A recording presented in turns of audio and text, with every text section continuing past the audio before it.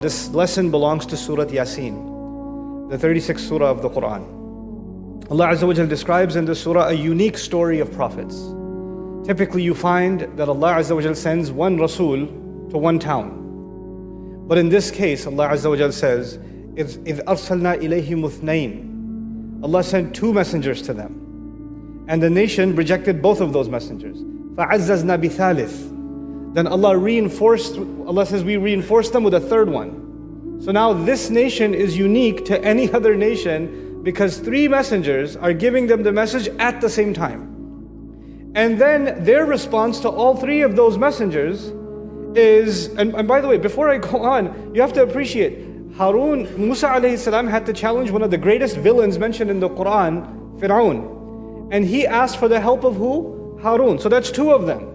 That's two of them. And when you study the Quran, you find even when there were two of them, Musa alayhi salam did all of the talking. Harun alayhi salam was silent actually. It was all of the job was being done still by Musa alayhi salam. Harun alayhi salam was support.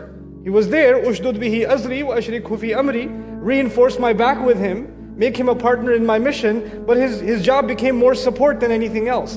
In the case of these messengers, all three of them are giving da'wah. All of them are delivering the message. And all of them are given the same rejection.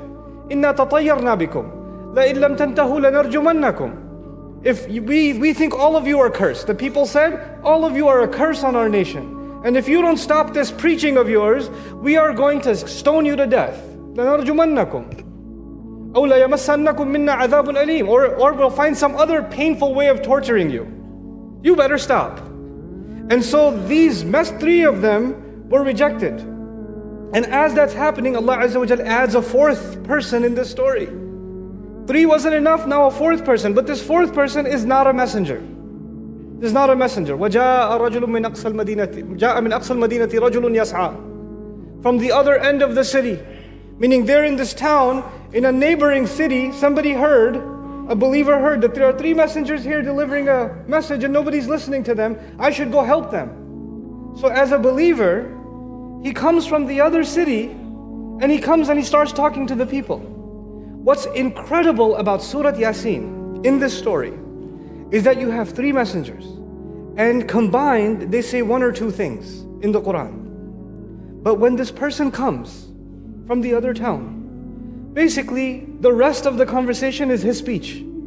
His speech is longer, 2-3 times longer than the speech of all of the messengers combined in the Quran. It's incredible. In our capacity, it would be like, you say when somebody more knowledgeable is available, you should be quiet, right? The old Arabic saying is, أَغْنَى الصَّبَاحُ عَنِ الْمِصْبَاحِ When the morning is there, the lamp is unnecessary, right? So the point they're trying to make is, if somebody more knowledgeable is there, you should be quiet. Three messengers are there. Three of them are there. And he feels the need to speak. We would think, three of them are there, I should just listen to them, not talk. In their presence, why should I talk? Allah taught us something. Messengers have their own responsibility. The ummah who believes in them have their own responsibility.